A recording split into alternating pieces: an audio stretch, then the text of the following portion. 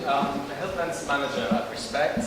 I'm delighted to be here tonight and support the Broken Rainbow Month. I'll say a few words about Respect and our experience of working with clients in same-sex relationships. Respect began in 2000 and our focus was working with perpetrators, but we have since diversified. And our areas of work are perpetrators, male victims, and young people's violence in close relationships. We run two helplines, the Respect phone line for domestic violence perpetrators and the Men's Advice line for male victims of domestic violence. Both are for people in heterosexual or same-sex relationships.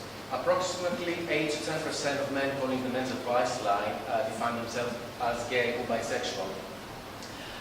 We manage the Respect accreditation standard, which is the benchmark for the provision of quality interventions with men who use violence against their female partners.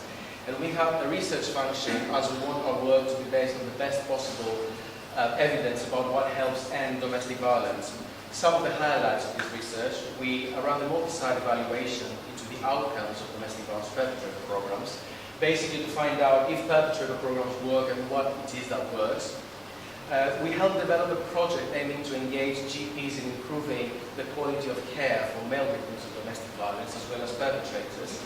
And this was part of the Provide research project led by the University of Bristol. And we are currently exploring the help seeking of male victims of domestic violence, calling the Men's Advice line, as well as of female perpetrators, calling the Respect phone line. And this is a collaboration between Respect and the University of Manchester's Department of Criminology. Men in same-sex relationships call the Men's Advice line for help and support. They describe a range of domestic abuse experiences, including emotional, physical, financial, sexual, as well as post-separation stalking and harassment.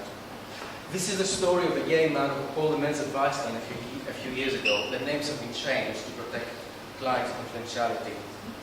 Roberto was with Justin for 3 years. Justin had an alcohol problem and they both used drugs together. The couple lived in Justin's housing association flat. Roberto loved Justin, but he was also scared because Justin was aggressive. He used violence and threats against Roberto and isolated him from friends. When Justin wanted to detox, Roberto supported him, and Justin was so grateful that he asked Roberto to marry him. However, Roberto found out that Justin was seeing someone else and the relationship broke down. Justin then threatened Roberto that he would kill him if he ever started another relationship. Roberto called the police, but he thinks that they didn't believe him. He felt completely devastated and scared of the future. He didn't know what to do. We support men like Roberto, and we signpost them to the National Broken Rainbow UK helpline, as Respect and Broken Rainbow have a protocol in place to cross-protect clients, aiming to help them have more options in their help seeking and meet the needs of those who would rather speak to an LGBT-specific service. Our toolkit for work with male victims includes an analysis of reports of sexual abuse experiences from heterosexual and gay men who call the Men's Advice line. We found some clear differences. Almost 1 in 3 gay men reported having experienced some type of sexual abuse compared to 1 in 25 heterosexual men. And 34% of the gay men who reported some type of sexual abuse told us they had been raped. Gay men were overall more likely to speak about experiencing forced sex, whereas heterosexual men tended to refer mostly to non-physical aspects of sexual abuse. Although this analysis didn't look at impact, it nevertheless gave us some interesting information about a particularly horrific aspect of domestic violence, which is worth being explored further. Respect ran a male victims networking event that was last week. Workshops run by practitioners who attended included working with trans-identified people and working therapeutically with gay and bisexual men who have experienced domestic abuse. Participants agreed that there is a need for the sector to develop national standards, plus tools, models of work and training for working with all male victims of domestic violence. We need to be thinking how the domestic violence sector can work more closely together with the LGBT sector so the voices of LGBT survivors are heard and their needs met in the earliest opportunity.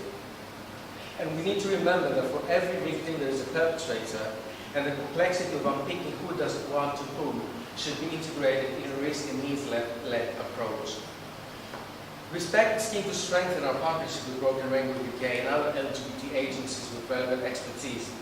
I'm hoping that at the next Broken Rainbow Month, one of the achievements we celebrate is increased awareness of LGBT domestic violence and more partnerships across the sector. We would like to do much more than we are currently doing, and the only way to do this effectively is in partnership.